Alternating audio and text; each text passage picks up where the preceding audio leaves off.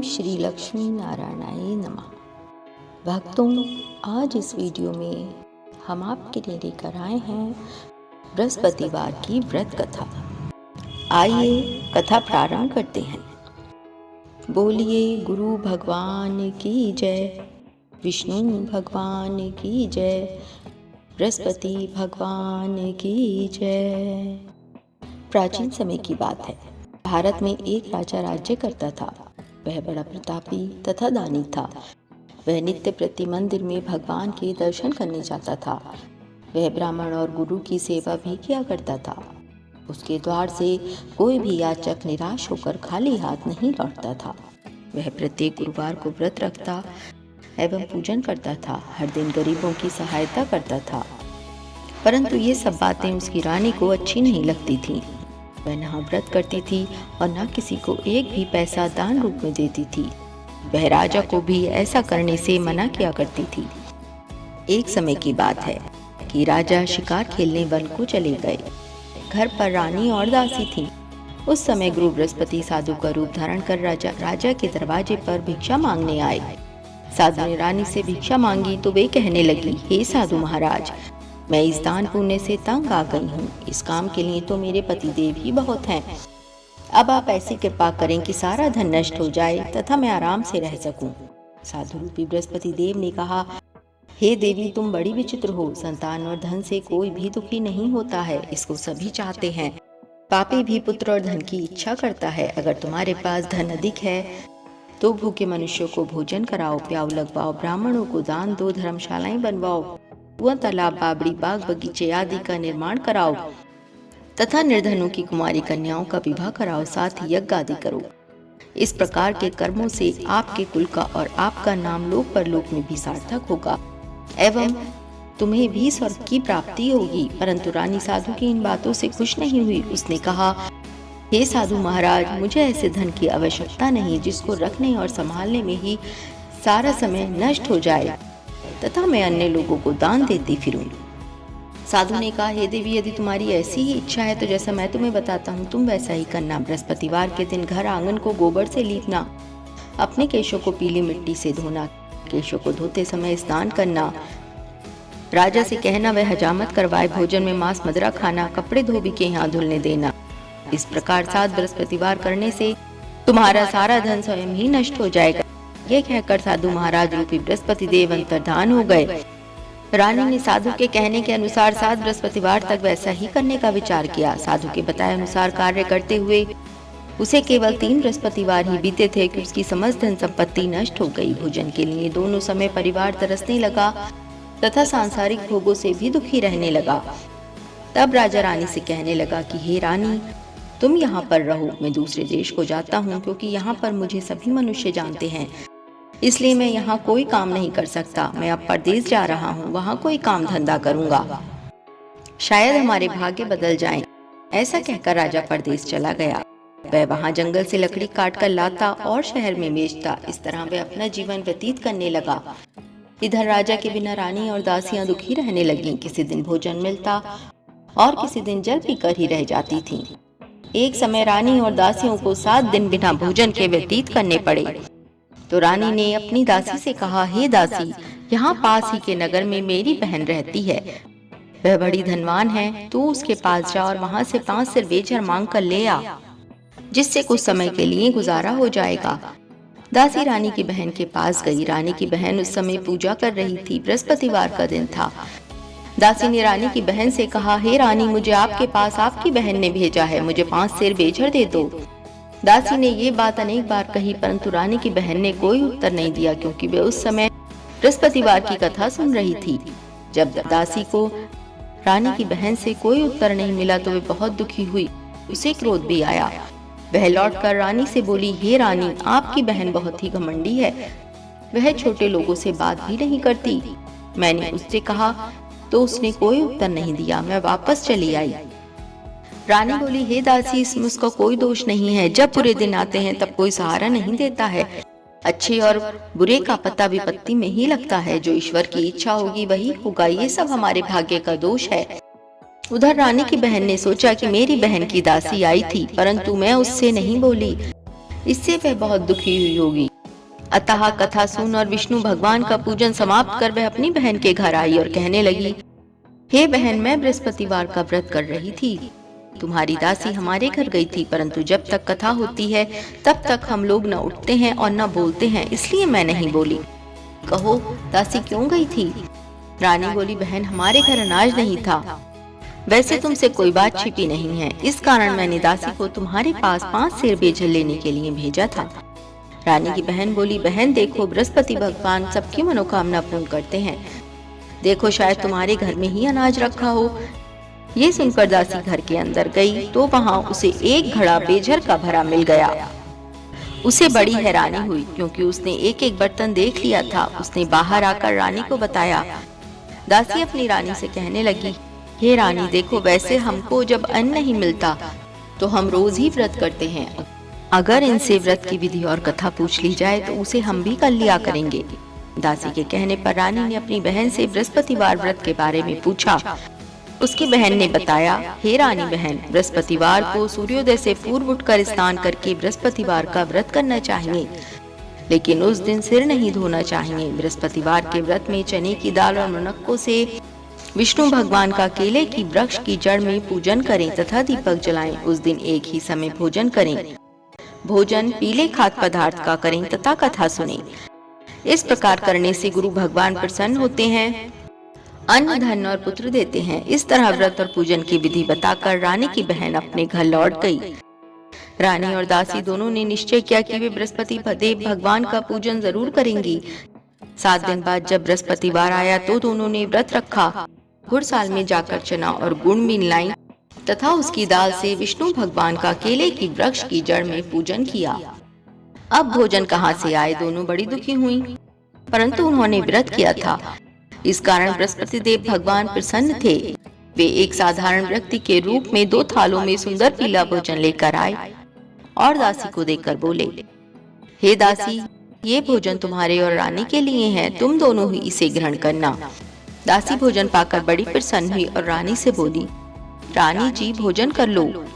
रानी को भोजन के आने के बारे में कुछ भी पता नहीं था, इसलिए वह दासी से बोली, जा तू ही भोजन कर, क्योंकि तू हमारी व्यर्थ में हंसी उड़ाती है।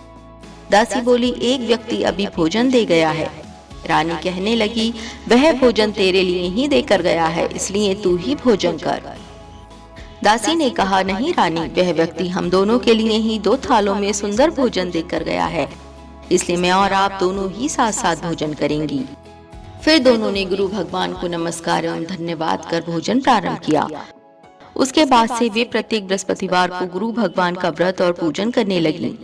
बृहस्पति भगवान की कृपा से उनके पास बहुत धन हो गया, परंतु रानी फिर पहले की तरह से आलस्य करने लगी। तब दासी बोली, देखो रानी, तुम पहले भी इस प्रकार आलस्य करती थी। तुम्हें धन के रखने में कष्ट होता था, इस कारण सभी धन नष्ट हो गया। अब गुरु भगवान की कृपा से धन मिला है तो फिर तुम्हें आलस्य होता है। बड़ी मुसीबतों के बाद हमने ये धन पाया है, इसलिए हमें दान पुण्य करना चाहिए। तुम भूखे मनुष्यों को भोजन कराओ, प्याऊ लगवाओ, ब्राह्मणों को दान दो, कुआं, तालाब, बावड़ी आदि का निर्माण करवाओ, मंदिर पाठशाला बनवाकर दान दो, कुंवारी कन्याओं का विवाह करवाओ, धन को शुभ कार्यों में खर्च करो, जिससे तुम्हारे कुल का यश बढ़े तथा स्वर्ग प्राप्त हो और पितृ प्रसन्न हो। दासी की बात मानकर रानी ने इसी प्रकार के सदर्म कर्म करने प्रारंभ कर दिए, जिससे उनका बहुत यश फैलने लगा। एक दिन रानी और दासी आपस में विचार करने लगी कि ना जाने राजा किस दशा में होंगे, उनकी कोई खोज खबर नहीं है। गुरु भगवान से उन्होंने प्रार्थना की और भगवान ने रात्रि में राजा को स्वप्न में कहा, हे राजा, उठ, तेरी रानी तुझको याद करती है, अब अपने देश को लौट जा। राजा प्रातःकाल उठकर जंगल से लकड़ियां काटकर लाने के लिए जंगल की ओर चल पड़ा। जंगल से गुजरते हुए वह सोचने लगा, रानी की गलती से कितने दुख भोगने पड़े। राजपाट छोड़कर उसे जंगल में आकर रहना पड़ा। जंगल से लकड़ियां काटकर उन्हें बेचकर गुजारा करना पड़ा।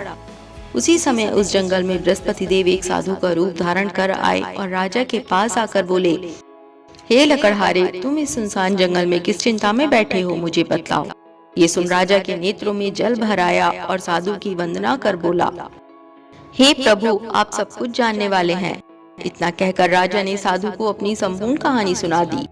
महात्मा तो स्वभाव से ही दयालु होते हैं। वे राजा से बोले, हे राजा, तुम्हारी पत्नी ने बृहस्पति देव के प्रति अपराध किया था, जिसके कारण तुम्हारी ये दशा हुई। अब तुम किसी प्रकार की चिंता मत करो, भगवान तुम्हें पहले से अधिक धन देंगे। देखो, तुम्हारी पत्नी ने बृहस्पतिवार का व्रत करना प्रारंभ कर दिया है। अब तुम भी बृहस्पतिवार का व्रत करके चने की दाल व गुड़ को जल के लोटे में डालकर केले के पत्ते से भगवान विष्णु का पूजन करो। फिर कथा कहो या सुनो, भगवान तुम्हारी सब मनोकामनाओं को पूर्ण करेंगे। साधु को प्रसन्न देखकर राजा बोला, हे प्रभु, मुझे लकड़ी बेचकर इतना पैसा भी नहीं बचता जिससे भोजन के उपरांत कुछ बचा सकूं। मैंने रात्रि में अपनी रानी को व्याकुल देखा है। मेरे पास कोई साधन नहीं जिससे रानी का समाचार जान सकूं। फिर मैं बृहस्पति देव की कौन सी कहानी कहूं या सुनूं? मुझको तो कुछ भी मालूम नहीं है। साधु ने कहा, हे राजा, तुम किसी बात की चिंता मत करो। बृहस्पतिवार के दिन तुम रोजाना की भांति लकड़ियां लेकर शहर में जाओ। तुम्हें रोज से दुगना धन प्राप्त होगा, जिससे तुम भली भांति भोजन कर लोगे तथा बृहस्पति देव की पूजा का सामान भी आ जाएगा। बृहस्पति देव की कथा इस प्रकार से है। बोलिए गुरु भगवान की जय, विष्णु भगवान की जय, बृहस्पति भगवान की जय। प्राचीन काल में एक बहुत ही निर्धन ब्राह्मण था। उसके कोई संतान नहीं थी। वह नित्य पूजा पाठ करता, परंतु उसकी स्त्री बहुत मलिनता के साथ रहती थी। वह न स्नान करती और न किसी देवता का पूजन करती। प्रातःकाल उठते ही सर्वप्रथम भोजन करती, बाद में घर के कोई अन्य कार्य करती। इस कारण ब्राह्मण देवता बहुत दुखी रहते थे। वह अपनी पत्नी को बहुत समझाते, किंतु उसका कोई भी परिणाम न निकलता। भगवान की अनुकंपा से एक समय उस ब्राह्मण की पत्नी गर्भवती हुई और 10वें महीने उसने एक सुंदर कन्या को जन्म दिया। निर्धन ब्राह्मण कन्या के जन्म से बहुत दुखी हुआ। धीरे धीरे ब्राह्मण की कन्या बड़ी होने लगी। बचपन से ही उस कन्या की रुचि भगवान विष्णु की पूजा में थी। वह प्रातः उठते ही स्नानादिक करके भगवान विष्णु की पूजा करने मंदिर में जाती थी। बृहस्पतिवार को व्रत करके विधिवत पूजा पाठ करती थी। पूजा पाठ के बाद वह पढ़ने के लिए पाठशाला में जाती थी। घर से चलते हुए वह मुट्ठी भर जौ साथ लेकर जाती और पाठशाला के रास्ते में थोड़े थोड़े जौ गिराती जाती थी। जब वह पाठशाला से घर लौटती तो जौ के वह दाने सोने में बदले हुए मिलते थे। लड़की सभी सोने के दाने बीनकर घर ले आती थी। एक दिन जब वह सोने के दानों को साफ कर रही थी तो उसकी माँ ने कहा, बेटी, सोने के दाने साफ करने के लिए सोने का सूप भी होना चाहिए। अगले दिन बृहस्पतिवार था।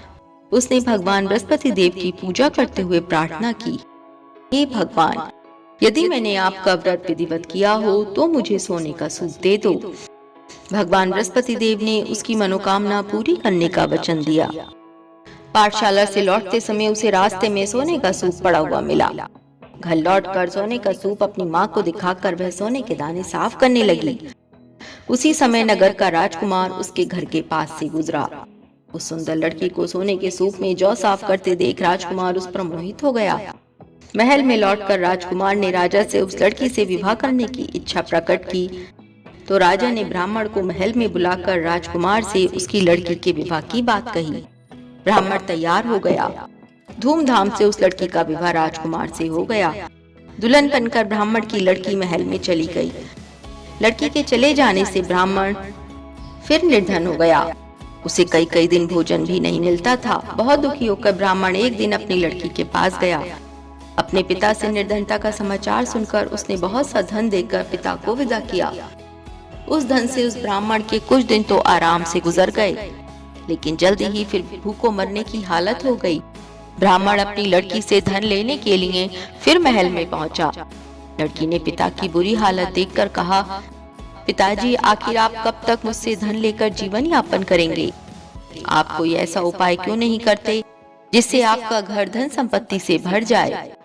ब्राह्मण ने कहा, मैंने तेरी माँ को बहुत समझा लिया, पर उसकी समझ में कुछ भी नहीं आता। उसका फूहड़पन नष्ट हो तो घर की निर्धनता भी दूर हो जाए। तब कुछ सोचकर लड़की ने पिता से कहा, पिताजी, आप कुछ दिनों के लिए माँ को मेरे पास छोड़ जाओ। तब कुछ सोचकर ब्राह्मण अपनी पत्नी को लड़की के पास महल में छोड़ आया। लड़की ने अपनी माँ से कहा, माँ, तुम कल प्रातः उठकर स्नान आदि करके भगवान बृहस्पति देव विष्णु जी की पूजा अवश्य करना। पूजा करने से तुम्हारी निर्धनता अवश्य दूर हो जाएगी। लेकिन उसकी माँ ने उसकी कोई बात नहीं मानी। तब क्रोधित होकर लड़की ने अपनी माँ को एक कक्ष में बंद कर दिया। सूर्योदय के समय माँ को उठाकर जबरदस्ती उसे स्नान कराया और फिर मंदिर में ले जाकर भगवान बृहस्पति देव की पूजा कराई। कुछ दिनों तक ऐसा करने से माँ की बुद्धि में परिवर्तन हुआ और वह स्वयं बृहस्पतिवार का व्रत रखने लगी। उसके व्रत रखने से ब्राह्मण के घर में भगवान विष्णु की अनुकंपा से धन की वर्षा होने लगी। दोनों पति पत्नी धन संपत्ति पाकर आनंद पूर्वक जीवन यापन करते हुए विष्णु धाम को चले गए। लकड़हारा बने राजा ने उन साधु से भगवान बृहस्पति देव की ये कथा सुनकर बृहस्पतिवार का व्रत करके भगवान विष्णु की पूजा की। उस दिन से उसके सभी कलेश दूर हो गए। लेकिन अगले बृहस्पतिवार को कामकाज में अधिक व्यस्त रहने के कारण उसने भगवान बृहस्पति देव जी का व्रत नहीं किया। भगवान बृहस्पति देव लकड़हारे से क्रोधित हो गए और उसे भूल की सजा दी। उस दिन नगर के राजा ने नगर में घोषणा करके सबको सूचित किया, प्रत्येक नागरिक मेरे महल में भोजन करने आए। जो नहीं आएगा उसे अपराधी मानकर भारी दंड दिया जाएगा। लकड़हारा बने राजा ने राजा की घोषणा तो सुनी, लेकिन जंगल से लकड़ी काटकर लाने और उन्हें बेचने में देर हो जाने के कारण वह समय पर महल में भोजन करने नहीं जा सका। अतः राजा के सैनिक लकड़हारे को पकड़कर महल में ले गए। राजा ने उसे महल के एक कक्ष में बैठाकर भोजन कराया। उस कक्ष में एक खूंटी पर रानी का सोने का हार लटका हुआ था। लकड़हारा अकेला उस कक्ष में भोजन कर रहा था। तभी उसने एक आश्चर्यजनक घटना घटती देखी। देखते ही देखते वह खूंटी हार को निगल गई। थोड़ी देर के बाद राजा ने हार को गायब देखा तो लकड़हारे को कारावास में डलवा दिया। लकड़हारा मन ही मन अपने भाग्य को कोसने लगा। तभी उसे जंगल में मिले साधु का स्मरण हो आया। थोड़ी देर में भगवान बृहस्पति देव सन्यासी के रूप में उसके सामने प्रकट हुए और कहा, हे लकड़हारे, तूने भगवान बृहस्पति देव की पूजा नहीं की, इसी कारण तुम्हें कष्ट हुआ है। लेकिन अब चिंता मत करो, बृहस्पतिवार के दिन कारागार के दरवाजे पर तुम्हें कुछ पैसे पड़े हुए मिलेंगे। उन पैसों से भगवान बृहस्पति देव का व्रत करके उनकी पूजा करोगे तो तुम्हारे सब दुख नष्ट हो जाएंगे। बृहस्पतिवार के दिन दरवाजे पर पड़े मिले पैसों से चने और गुड़ मंगाकर लकड़हारे ने बृहस्पतिवार की कथा कही। तो भगवान बृहस्पति देव ने प्रसन्न होकर उस नगर के राजा को स्वप्न में लकड़हारे को कारागार से मुक्त करने को कहा। सुबह राजा ने अपने कक्ष में आकर देखा तो खूंटी पर रानी का हार टंगा हुआ था। राजा ने लकड़हारे को कारागार से मुक्त कर दिया और उसे धन और आभूषण देकर विदा किया। लकड़हारा बना राजा उस नगर से चलकर अपने नगर में पहुंचा तो उस नगर में कुएं, धर्मशाला, बाग बगीचे देखकर बहुत प्रसन्न हुआ। राजा ने किसी से पूछा, ये कुएं व धर्मशालाएं किसने बनवाई हैं? सबने उसे बताया कि ये सब रानी और उसकी दासी ने बनवाए हैं। राजा महल में पहुंचा तो रानी ने उसका भव्य स्वागत किया। तब राजा ने निश्चय किया कि सप्ताह में एक बार तो सभी बृहस्पति देव का व्रत तथा पूजन करते हैं, परंतु मैं प्रतिदिन व्रत किया करूंगा तथा दिन में 3 बार कथा कहा करूंगा। अब राजा हर समय दुशाले में चने की दाल बांधे रहता तथा दिन में 3 बार बृहस्पति देव जी की कथा कहता। कुछ दिनों के बाद राजा को अपनी बहन की याद आई। एक दिन घोड़े पर सवार होकर राजा अपनी बहन से मिलने चल दिया। अभी राजा नगर के बाहर पहुंचा ही था कि उसने कुछ लोगों को एक शव को ले जाते हुए देखा। राजा को स्मरण हो आया कि आज उसने किसी को बृहस्पतिवार की व्रत कथा नहीं सुनाई है। राजा ने उन लोगों को रोककर कहा, भाइयों, शव को ले जाने से पहले मुझसे बृहस्पतिवार की कथा सुन लो। लोगों ने राजा पर क्रोधित होते हुए कहा, तुम पागल तो नहीं हो? लेकिन कुछ बड़े बूढ़े लोगों ने कहा, अच्छा भाई, साथ में चलते चलते तुम अपनी कथा भी सुना लो। राजा ने चलते हुए आधी कथा ही सुनाई थी कि शव हिलने लगा। राजा की पूरी कथा सुनाते ही शव उठकर बैठ गया। लोगों ने हैरानी से दांतों तले उंगली दबाई और अगले बृहस्पतिवार से भगवान बृहस्पति देव का व्रत करने व कथा सुनने का निश्चय कर लिया। अब घोड़े पर सवार राजा चलते हुए एक किसान के पास पहुंचा। किसान अपने खेत में हल चला रहा था। राजा ने कहा, अरे भाई, मुझसे बृहस्पतिवार की कथा सुन लो। किसान झुंझलाकर बोला, अरे भाई, देख नहीं रहे, जितनी देर तक तुम्हारी कथा सुनूंगा उतनी देर में तो पूरे खेत में हल चला लूंगा। राजा निराश होकर चलने लगा। तभी किसान के बैल लड़खड़ाकर जमीन पर जा गिरे। किसान के पेट में भी जोरों का दर्द होने लगा। उस किसान की पत्नी जब खाना लेकर आई तो उसने किसान से इस बारे में पूछा। किसान ने घुड़सवार की पूरी कहानी सुनाई। किसान की पत्नी दौड़ती हुई राजा के पास पहुंचकर हाथ जोड़कर बोली, भैया, मैं तुम्हारी कथा सुनने को तैयार हूँ। राजा ने उसके साथ खेत पर पहुंचकर बृहस्पतिवार की कथा सुनाई। तभी बैल उठकर खड़े हो गए। किसान के पेट का दर्द भी तुरंत ठीक हो गया। राजा अपनी बहन के घर पहुंचा तो उसकी बहुत आवभगत हुई। अगले दिन सुबह उठकर राजा ने देखा, घर के सभी लोग भोजन कर रहे हैं। किसी भूखे को बृहस्पतिवार की कथा सुनाए बिना राजा भोजन नहीं करता था। उसने बहन से कहा, बहन, क्या घर में कोई ऐसा व्यक्ति है जिसने अभी तक भोजन ना किया हो? उसकी बहन बोली, भैया, हमारे घर में तो क्या, आपको पूरे नगर में कोई ऐसा व्यक्ति नहीं मिलेगा जिसने सुबह सुबह भोजन नहीं किया हो। तब राजा ने बहन के घर से निकलकर उस नगर में बिना भोजन किए व्यक्ति की तलाश की। एक गडरिये के घर में उसका बेटा बीमार होने के कारण भूखा रह गया था। राजा ने उसको जाकर बृहस्पतिवार की कथा सुनाई। कथा सुनते सुनते गडरिये का बीमार बेटा बिल्कुल ठीक हो गया। सबने राजा की बहुत प्रशंसा की। एक दिन राजा ने अपनी बहन से कहा, बहन, अब हम अपने घर जाना चाहते हैं, तुम भी हमारे साथ चलो, कुछ दिन वहां रहकर लौट आना। राजा की बहन ने अपनी सास से पूछा तो सास ने ताने देते हुए कहा, बहू, मायके जाना हो तो अकेली जाना, मेरे पोतों को नहीं ले जाना, तुम्हारे भाई के कोई संतान नहीं है, कहीं तुम्हारी भाभी मेरे पोतों पर कोई जादू टोना ना कर दे।